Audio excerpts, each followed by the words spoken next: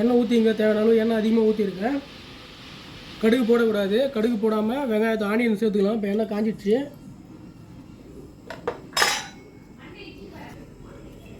பார்த்தா தெரியும் எண்ணெய் நல்லா கொஞ்சம் நிறையவே சேர்த்துருக்கேன். 1/2 கிலோ கறி பார்க்க போகிறோம். எண்ணெய் வந்து சன்ஃப்ளவர் ஆயில் வந்து எண்ணெய் இப்படியே க்ளீனாக தெரியுது. எங்கள் அக்கா வீட்டை செஞ்சு கொடுக்குறதுக்கு வந்திருக்கேன். இப்போ வந்து கடுகு போடக்கூடாது, எண்ணெய் காஞ்சிருச்சு. நம்ம இப்போ வெங்காயத்தை சேர்த்துக்கலாம். 4 வெங்காயம் கட் பண்ணி வச்சுருக்கேன். தேவையான பொருள்லாம் வந்து தக்காளி 4 தக்காளி, 2 மிளகாய், லவங்கம் வந்து ஒரு 4, பட்டை, வெங்காயம் போட்டு நல்லா சேர்த்து நல்லா வதக்கலாம்.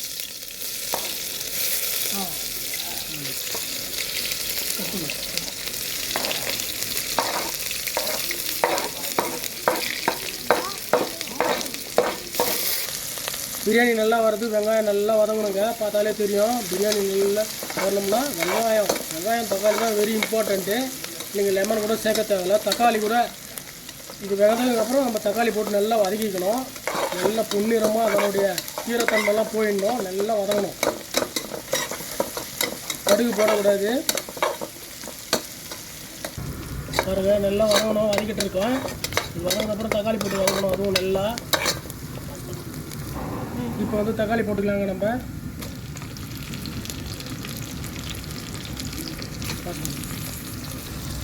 பாருங்கள் நல்லா தண்ணி நல்லா வெங்காயத்தில் இருக்கிற தண்ணி நல்லா வதக்கிறதுக்கு சூப்பராக பொன்னிறமாக நல்லா பார்த்துருப்பீங்க. அதுக்கப்புறம் தக்காளி சேர்த்துருக்கோம். தக்காளி நல்லா ட்ரையாக நல்லா வந்து தண்ணி இல்லாமல் நல்லா அப்படியே ஒரு கிரேவி மாரி, தக்காளி தொக்கு வைப்பீங்களா அதுமாரி கிரேவி மாரி ஆகணும்.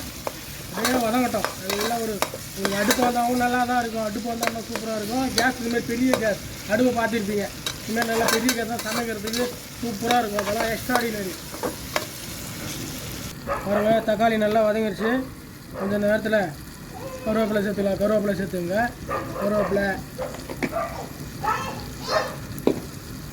கருவேப்பிலை இந்த இலை, பிரியாணி இலை, ஸ்டாரு, பட்டை, லவங்கம் 4, பச்சை மிளகாய் இப்படியே சேர்த்துக்கணும். சேர்த்துக்கிட்டு வதக்கும்.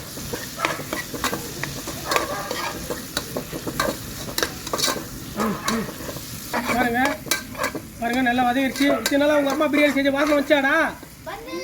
வரலையா? வரலையா? இல்லையா? எப்படி மாமா செய்யறது?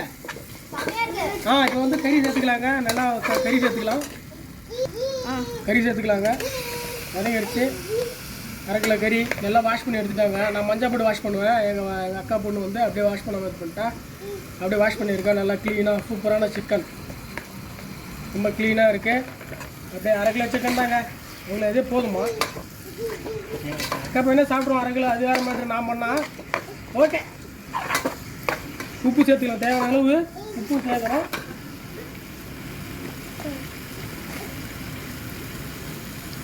தேவையான அளவு உப்பு சேர்க்குறேங்க.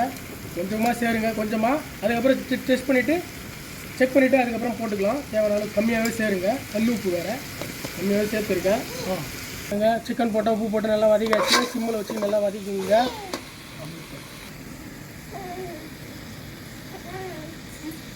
இப்போ தேவையான அளவு மிளகாத்தூள் சேர்த்துக்கலாங்க. நம்ம வீட்டில் இருக்கிற மிளகாத்தூள் அதான். மிளகாத்தூள் காஷ்மீர் மிளகாத்தூள்ன்றாங்க. வீடியோ காண்டி நல்லா ஃபேமஸ் காண்டி சொல்லுவாங்க. நம்ம வீட்டில் இருக்கிற மிளகாத்தூள் சேர்த்துக்குவோம். அந்த சின்ன கரண்டி வச்சுக்கிறாங்க. காரத்தை மாதிரி சேர்த்துருக்குறோம்.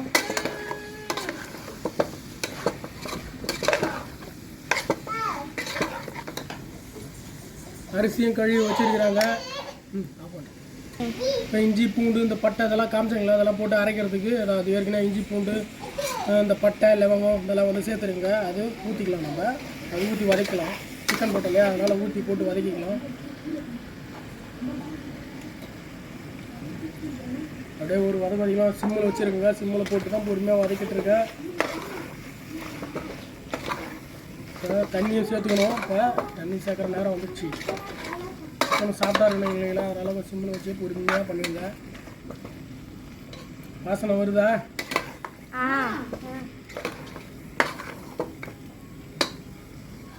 இந்த கிளாஸால் பாருங்கள் 1.5 கிளாஸ் அரிசி போட்டோம். அதனால் இது வந்து 3 கிளாஸ் தண்ணி சேர்த்துக்கலாம்.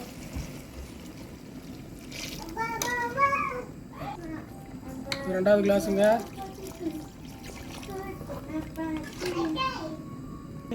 2 கிளாஸ் போட்டால் இது 3வது கிளாஸுங்க தண்ணி. அரிசி கழுவும் போதுங்க ஒரு 1/4 மணி நேரத்துக்கு முன்னாடியே ஊற வச்சுருங்க. ஊறி இருக்கணும். நம்ம வீட்டில் இருக்கிற நார்மல் அரிசி தான், பாஸ்மதி ரைஸ் இல்லை, பிரியாணி ரைஸ் இல்லை. இதே வந்து பார்த்தீங்கன்னா கை பிசையாமல் அப்படியே கழுவணும். அதுக்குள்ளே கழுவிட்டாங்க, கொஞ்சம் நல்லா தான் கழுவி இருக்கிறாங்க. நான் சொல்கிறதுக்குள்ளே கழுவிட்டாங்க எங்கள் வீட்டை. எங்கள் அக்கா பொண்ணு கழுவிட்டாங்க. அப்படியே இருந்தாலும் நல்லா தான் இருக்குது. கொஞ்சம் உடையிற மாதிரி இருக்குது அரிசி இருந்தாலும். அரிசி இது உடையாமல் பிரியாணி செஞ்சு கொடுக்கணும் ஒரு சாலாக இருக்கலாமல் தான் அதுலேயே அரிசி கழுவிட்டாங்க. ஓகே, இருந்தாலும் நல்லா வரும்னு நினைக்கிறேன். சரி, இப்போ இது வந்து நல்லா தண்ணி சேர்த்து வச்சு அரிசியும் சேர்த்துக்கணும். அரிசியும் சேர்த்துக்கலாங்க. அரிசி சேர்த்துக்கலாம்.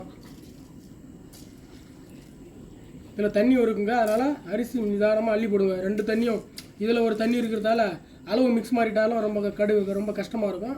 அதனால் தண்ணியை வந்து கரெக்டாக க்ளீனாக பார்த்து தண்ணி இல்லாமல் ஃபில்ட்ரு பண்ணி கரெக்டாக கையால் சாதம் அள்ளி போடுங்க.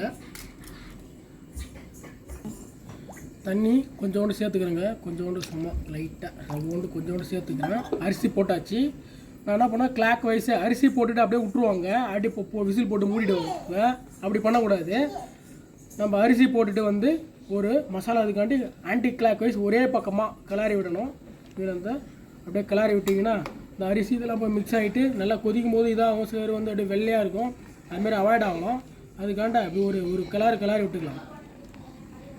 நல்லா கிளறி இப்படி விட்டுட்டோம்னா மசாலா அந்த தண்ணி அரிசி எல்லாம் மிக்ஸ் ஆகிட்டு நல்லா சூப்பராக இருக்குங்க. உப்பு செக் பண்ணிவிட்டு மூடிக்கலாம். நான் உப்பு செக் பண்ணுறேன். உங்களுக்கு எப்படி உப்பு செக் இருக்குதோ அதுக்கேற்ற மாதிரி செக் பண்ணிங்க. கொஞ்சம் லைட்டாக கொஞ்சம் அதிகமாக இருக்கணும் உப்பு. அப்போ தான் வந்து அந்த சோத்துக்கு வெந்த உடனே அது கரெக்டாக இருக்கும். விசில் மூடுறப்ப பார்த்தீங்கன்னா விசிலை கட்டிடுங்க. விசிலை கட்டிட்டு கவலைப்பட வேண்டாம். விசிலை கட்டிட்டு கரெக்டாக செட் பண்ணிவிட்டு கரெக்டாக போடுங்க. உள்ளே வேறு ஹேர் வந்து போயிருந்தாலும் அப்படி வெளியே வந்துடும். கரெக்டாக உட்காந்துரும். இப்போ அதுக்கப்புறம் விசிலை போடுங்க. ஒன்றும் ஒரி பண்ணிக்க தேவை. பாருங்கள், ஓட்டை குக்கரை வச்சுருக்கிறாங்க. எப்படியோ ஒன்று நான் பிரியாணி இப்போ செட் பண்ணுறேன். அப்படி போட்டு செட் பண்ணிவிட்டு தீ ஏற்ற வேண்டியதுதான். இப்போ நம்ம கரெக்டாக 4 விசில் விடுறோம். பிரியாணி முடிக்கிறோம். எப்படி இருக்குதுன்னு டேஸ்ட்டு அவங்க வந்து கமெண்ட்டில் சொல்ல வைக்கிறவங்கள. அதுதான் நம்ம பெரிய ஹைலைட்டு. இதோட வீடியோ முடிகிறது இல்லை. ரைஸ் இறக்கியும் காமிக்கிறேன் எப்படி இருக்குன்னு. பாருங்கள், விசில்லாம் போயிடுச்சு. மறுபடியும் வந்து நம்ம இப்போ ஓப்பன் பண்ணிக்கலாம். போயிடுச்சு விசில். அரே வாவ், பார்த்தீங்கனாலே தெரிஞ்சிருக்கும். நம்ம கிளறி சாப்பிட்டு பார்த்து சொல்கிறாங்க. பாருங்கள், முழுசாக நல்லா வந்திருக்கு. இப்போ நம்ம அதை கிளறி எடுத்துக்கலாம்.